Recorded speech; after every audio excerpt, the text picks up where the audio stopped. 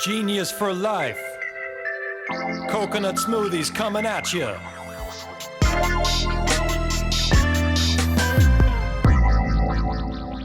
Hello. Welcome to episode 130 of 15 Minutes of Genius. It's not the time, it's not the date, 130. It is the episode number. Super proud of that. On our way to 200, Mark, right? On our way to 200. Mark's our producer. All right. So, want to give a big plug. Speaking of Mark Nicholas, Mark at ManhattanBeachStudios.net. Also, his guy that he works with, his guy, Nick, he's awesome. So, either one of them, if they work with you, they can do videos, audio, they can make podcasts for you. They can do social media videos, which are truly awesome, great creatives. They're awesome guys. Make sure to reach out to him.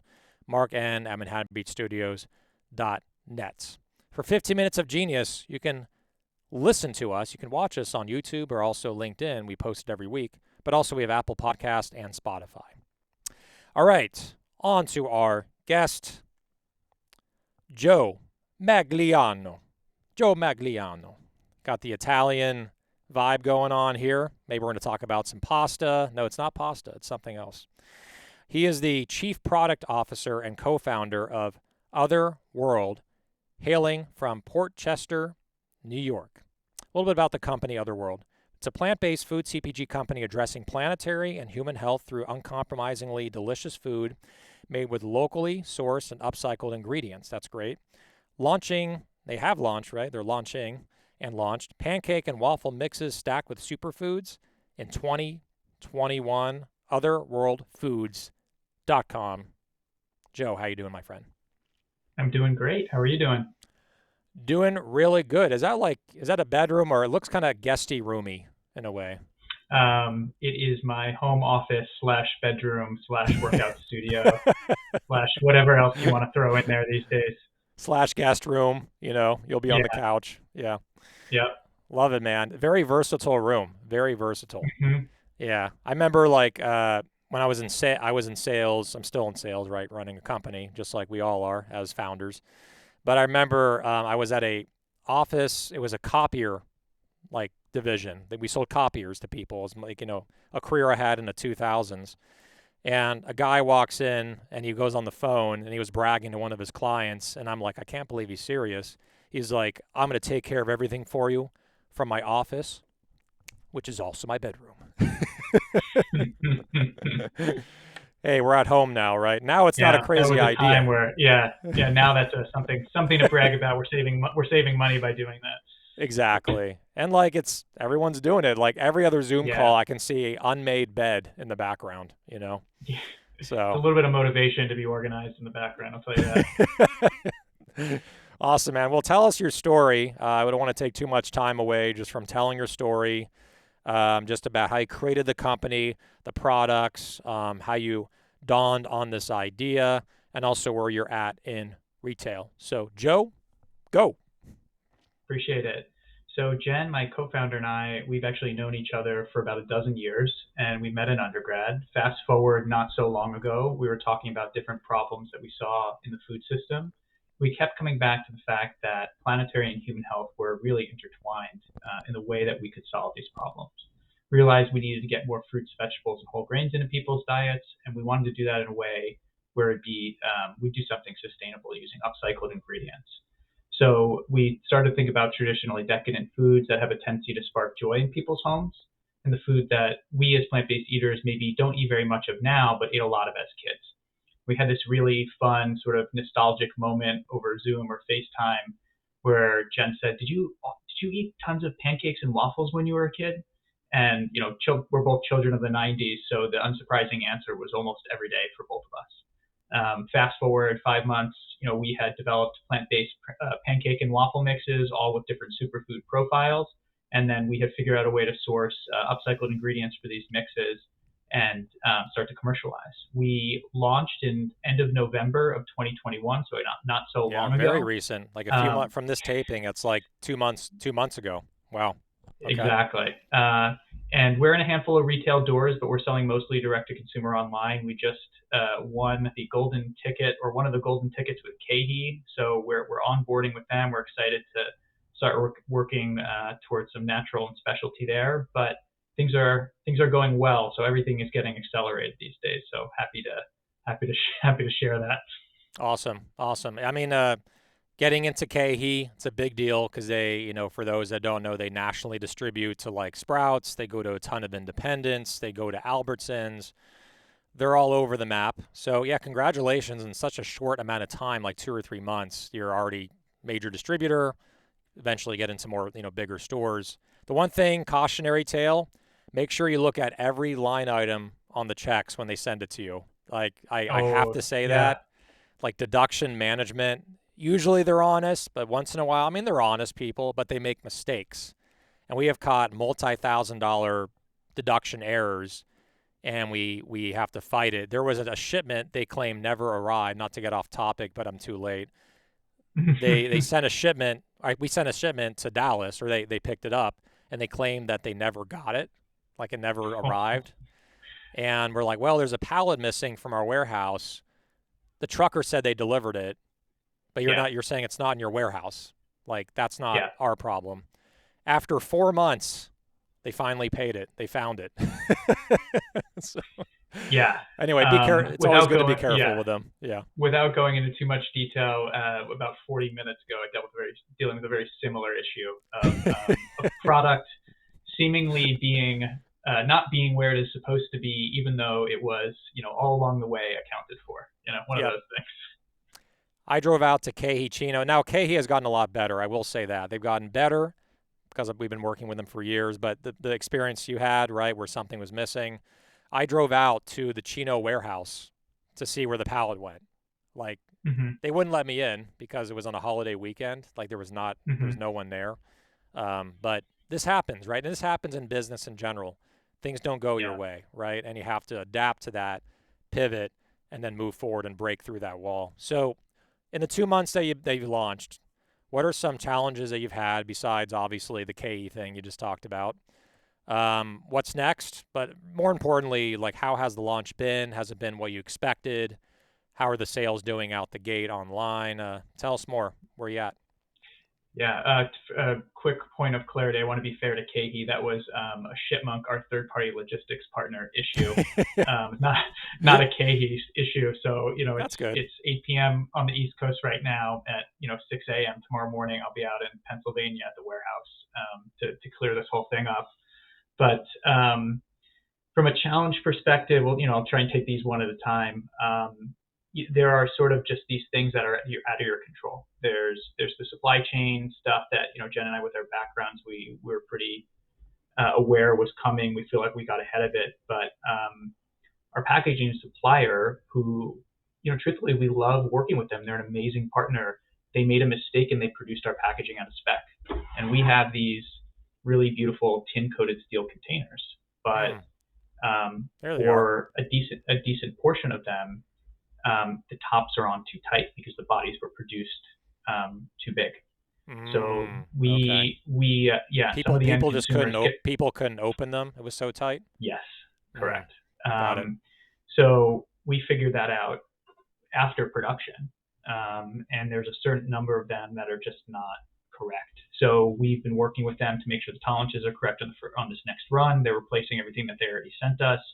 We are keeping a claim sheet with all the customers. Anytime there's any issue, we send them free stuff and credits, and we go back and forth, not just on email. It's like, let's get on the phone, let's apologize. This is our fault. It's not your problem.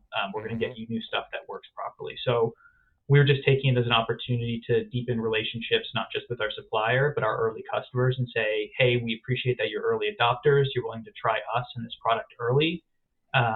If you're willing to stick with us, you're going to have a great experience, and we appreciate the feedback and you bring all this stuff to us. So early challenge there, but we've worked through it. We are, about 10 weeks into this point, and we are producing again from a commercial perspective, which is just, a really huge win. Sales have been going great. We're starting to scale all the different channels that we're on. We very much want to set up a multi-product omni-channel business. So there's a lot of different margin analyses that go in there. There's a lot of different partners that go in there. So we are spending the first quarter getting on board with a few people like KeHE and working our way into some retail stores, getting our Amazon store set up, expanding direct to consumer, and then also some of these third party platforms, the Thrives, Plant Bellies, et cetera.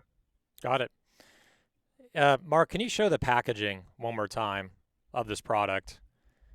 I love that.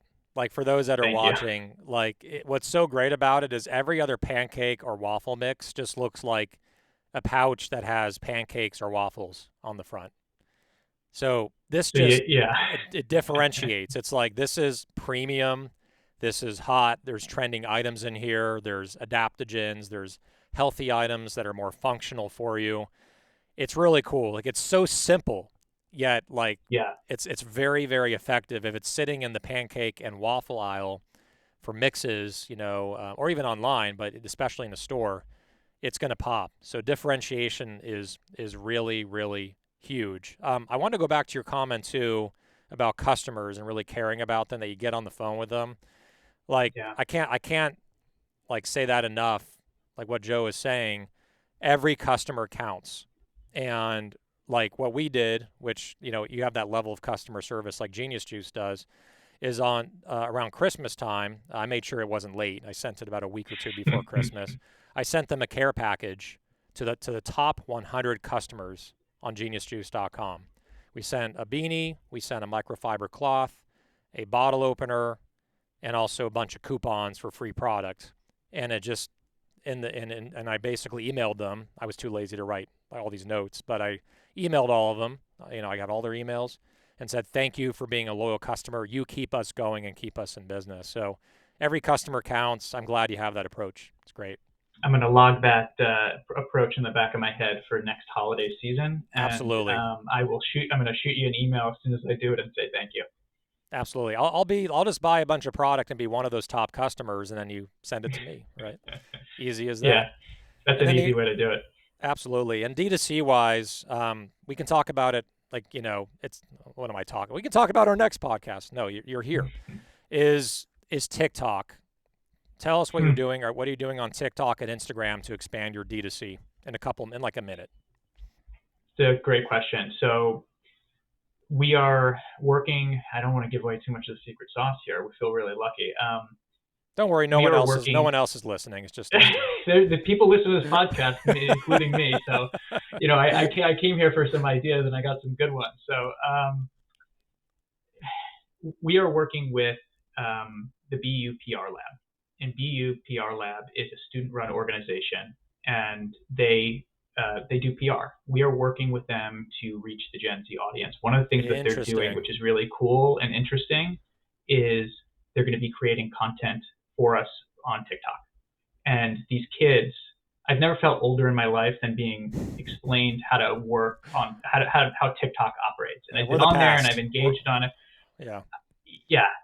So the responsiveness that's needed on there, the sort of ingrained being in this community and Yep. being digitally native to this platform is so important. So even if Jen and I decided to make a TikTok every day, it just wouldn't be the same. Yep. So we want to make sure that we're engaging with people who are digitally native to these platforms, and we're really excited to start with BU PR Lab for the next 12 weeks to get this content up and running, not just from the company side, but also producing ads, having feedback from those ads the same way we do, which is on Facebook, Instagram. It's a much easier platform, to sort of run ads and get feedback on, and then test, learn, and then scale after that. It's great. Those that are taking notes, BUPR Labs. I mean, I'm going to reach out. We have someone handling our TikTok who's great, but as far as like ideas, strategy, creative content, I'm a big fan of the TikTok Live. I thought it was like totally freaking weird when it first came out, and like a lot of weird people on there doing weird shit, like at 10 o'clock at night or 11 o'clock at night. But I started to see people doing music and like singing and playing instruments that are very talented, or doing like stand-up comedy, or just sharing about their life and stories, and very inspiring. So TikTok Live, I mean, there was one that it was in a restaurant, or it was in a ice cream parlor, where it showed the employees serving ice cream to customers, and it was just on for 3 hours. So these are things where people want to know more about people. People are opening up more to their real life. It's very authentic. And that's where I think TikTok is really just, quote unquote crushing it, right? I don't use that word too much, but crushing it. So let's get into our next segment because we're out of time. So this is called Rapid Fire Questions. Rapid fire questions. All right.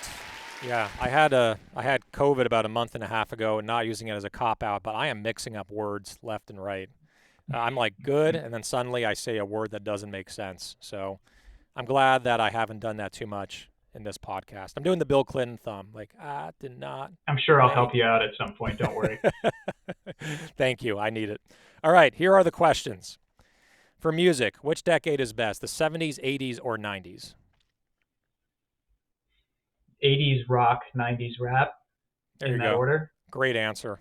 That's the first time someone answered 2 different decades and gave a reason why. That's pure genius right there. We should have a sound bite, Mark, like pure genius. All right, what do you do for exercise? Triathlon. Right on. You have the build to do a triathlon for sure.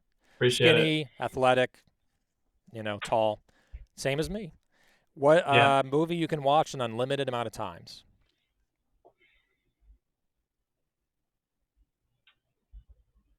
You know what movie I'm never disappointed that I watch is Inside Out.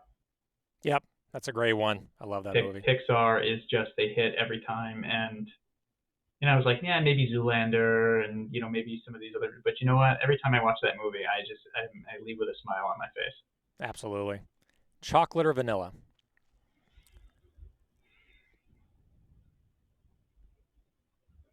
Vanilla ice cream comes to mind. Favorite country to travel to?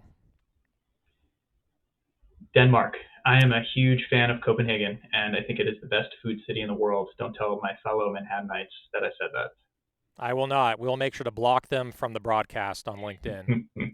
We'll X them out demographically. Favorite Star Wars character? Maybe it's because the Boba Fett thing is out right now, but Baby Yoda is just the greatest. Yeah, most popular character of all time, and has only been out for like 3 years. Yeah. What is your move a little faster here? What is your spirit animal? I'm probably an elephant, I think. Yeah, you're not going to say Baby Yoda again. Yeah. Animals in reality. Animals are unfortunately not real. It'd be cool if he was though. Do you like to drive an SUV, a coupe, or a truck? So truck. I'm gonna go quick story. We had to rent a U-Haul for an event that we were doing, and I rented a 26-foot U-Haul, which is quite the commercial vehicle, and I drove it for about 10 hours straight, and it was the best time ever. So I'm a trucking guy now. I would have never expected that. Love it, man. For food, salty or sweet? Salty. Favorite day of the week and why? Tuesday, because there are tacos every Tuesday. Tacos every Tuesday. Love it. That's a great reason. Uber or Lyft? Uber. I have a few friends that work at Uber, no friends that work at Lyft, so I'm trying to support them. Got it. LeBron James, Michael Jordan, or Kobe Bryant, greatest of all time? Was this supposed to be rapid fire, you said? So greatest hard of to all choose, time. Right? Yeah. Michael Jordan, greatest of all time. See, that wasn't that hard. It was MJ all along. You knew it. Yeah. You thought about it. You're like, why am I thinking about this? It's MJ. Yeah. Terminator 1 or Terminator 2, which one do you think is better? You're going to hate me. I haven't seen either of them. I can't say I hate you, but I feel sorry for you. Next question. Favorite food or drink if you're stuck on a deserted island? You cannot say Otherworld. You cannot say Genius Juice. Mushrooms. Mushrooms. First time someone answered mushrooms. He's breaking records here on the show. Hen of the Woods, maitake mushrooms are just the greatest thing. I just had some for dinner earlier. Love it. They taste good when they're cooked, for sure. I love them. All right, so that is Rapid Fire Questions with Joe Magliano. The Magliano man. So, yeah, man, this is a lot of... Oh, I heard a sound effect. All right, so that is episode 130. Joe, thank you for being on our show. Congratulations on the launch of Otherworld. If people want to buy your product, I said it before, but I'll let you say it again, website and social handles, please. for people to find you? Sure. The website and all of the social handles are Eat Otherworld. So website www.eatotherworld.com. Social Instagram, TikTok, Facebook is at Eat Otherworld. And they're going to start having what was it again? BUPR, right? Yeah, the Boston University PR lab. PR, Boston So University reach PR. Reach out to them. I can't say enough good things. They'll try and slot you in for next semester if they have space. But we're gonna keep working with them. They're great. Awesome. And that's where the TikTok's going to come from. So look out for students from BU that'll be on the TikTok for Otherworld. Can't wait to see that. Do some lives, too, of like making like pancakes and waffles in the kitchen. That'd be pretty cool. Oh, yeah. All right. So thank you, Joe, for joining us. Episode 130. Have a wonderful night, okay? Thanks, Alex. You too. All right. Take good care. Take All right. care. So that is episode 130 in the books, 15 Minutes of Genius. Thanks for joining us. Big plug to Mark Nicholas, mark@HaddenBeachStudios.net. For all your editing desires, make sure to reach out to them. They're cool guys. Trust me, they're geniuses, and they're cool. So again, episode 130. Find us on Apple Podcast or Spotify as well to listen to us all day. And one last thing, stay genius, my friends. Genius for life. Coconut smoothies coming at you.